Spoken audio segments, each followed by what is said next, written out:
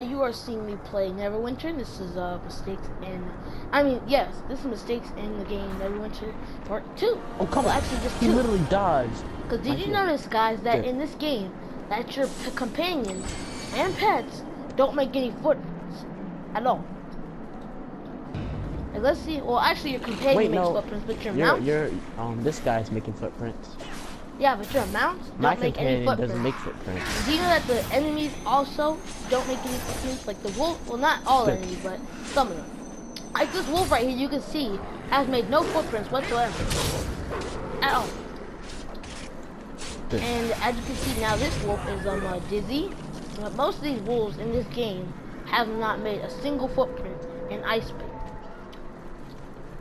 But yeah, most of the enemies don't, and like again with the double footprint, footprint, then yeah, that's enough. Where are you? Sure. Oh. Yeah. But yeah, you have probably noticed how some of the enemies don't get, like whenever you look at the enemy, you could probably notice how the enemies don't get cuts. Whenever you kill them or slash them, they don't get cuts. Even when you blast them, they still don't get cut.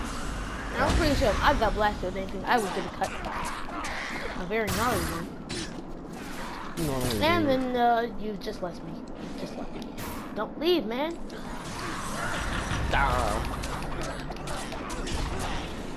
But yeah, another thing about these graphics is like how the ice forms.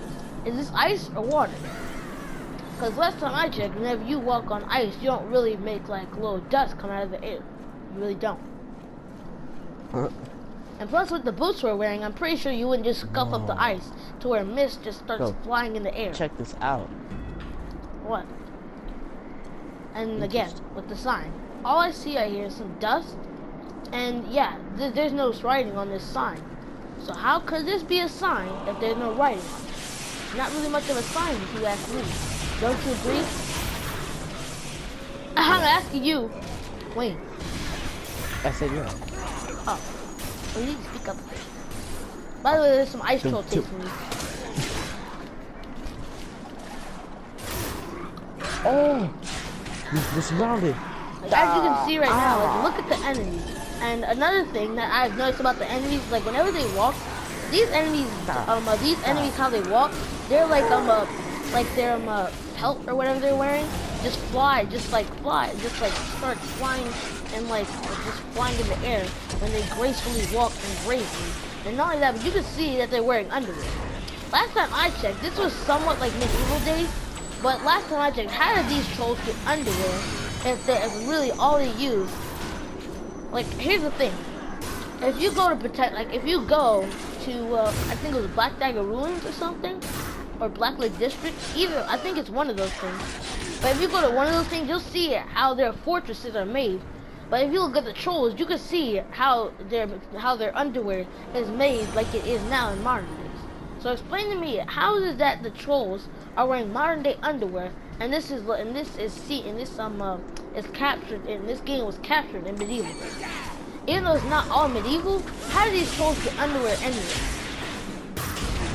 Like, don't you agree? Like, how do these trolls get underwear if this is located in modern days and they're monsters? They can't just afford underwear, you know? Plus, it's made like modern day underwear. Don't you agree that that's a bit suspicious? What? You probably stole it from little kids' homes. They probably did. Probably. Once. But then not only that, but that's also very suspicious because one time I saw a troll, and then when we killed it, part of its bum was shown. It was. And so how did these trolls afford underwear if the last trolls we killed were just running around with no underwear? You can see their bum when they fall down. Sitting here all lonely. Huh? This guy's sitting here all lonely. He said, "Greetings, keeping warm these days?" He's twitching. Disgusting. No, we're not keeping warm. It's snowing. It's kind of a blizzard out there. Dude. Now I think about it, how is that he hasn't discovered a campsite by this time? Dude. And now I think about it, how did these flags get here? What's the story behind these flags? These flags have to be part of the quest or something. Because they can't have just randomly appeared here out of nowhere. Yeah. True. And like, wait a second. Why is this ice purple? There's so many fake crayons or marker. How would they have crayons in the medieval days? I found something. It's a cycling stone. But I'm not gonna use it. Oh! And here's one more thing. How did this thing get here? Is this a boat or something? Wait a second. Is this supposed to be like some kind of bridge? Axe. It's an axe? It's a giant axe. Yes, I just looked at the skying stone. It said axe. Something, axe bridge or something. Oh, I found something else. Giant axe. I found a recovered mythical nugget. God. But yeah, how did this giant axe get here? Because with a giant axe, there has to be a giant person. They couldn't have just made this out of nowhere. Because if they did, then this would have just been pointless. And why is that all of a sudden, like, cold air seems to just be pouring down on us? And if you can see right now, you can see how that cold air is just hitting the axe, and how it looks like it's sort of straight, you know? You can see that. Yeah. And how it just clears out the animation. It looks like it's kind of pointy if you look at it directly. But yeah. White crags. And if someone was going to make a gigantic axe, why would they put like these little why would they put like these little, oh, my companion! Oh, never mind.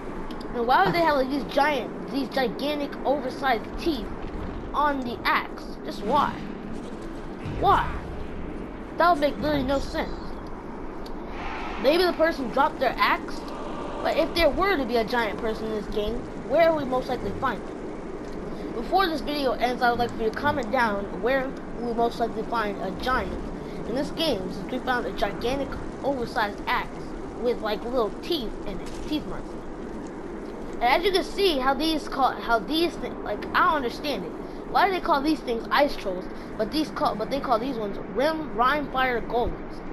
These things don't look anything like fire. Like, what does ice have anything to do with fire? Other than putting it out. Why are these guys laying on golden plates? Where? They're laying on golden plates, acting like it's comfortable. It's not comfortable. They're not even laying there. They're floating off of the bed. They're floating. And plus this lady's shield is going through the bed as well. This doesn't even look like they're getting attacked right now, and they're just laying there. And they're just acting so dramatic. And if you can see, right underneath my move that looks like I'm breaking something, like you can literally see over that it looks like a lady is floating. And really, you're right. Your eyes aren't playing any trick on you. This lady is floating on. This lady is floating. Hey, you're the adventurer who's digging a tunnel, tunnel, he says. But yeah, let's stay out here. Wait, no. Good. Let's stay out here real quickly. I need to look at all the mistakes before we go in. And as you can see here, this fire looks a bit blue at the top. Unless they use some type of chemical, I'm pretty sure fire would not turn blue out of nowhere. And then as you can see, these things are called frost goblins. But as you can see, these things look, you know, how did they afford these type of wares? Well, actually, are they storing underwear? I think about how did they afford any of this? As you can see, like literally what he was just wearing just disappeared out of nowhere. And then plus, how'd they afford those type of belts anyways? Unless they stole it, then they couldn't have afforded it. That's just the truth. And anyway, that is all the mistakes in Neverwinter number 2.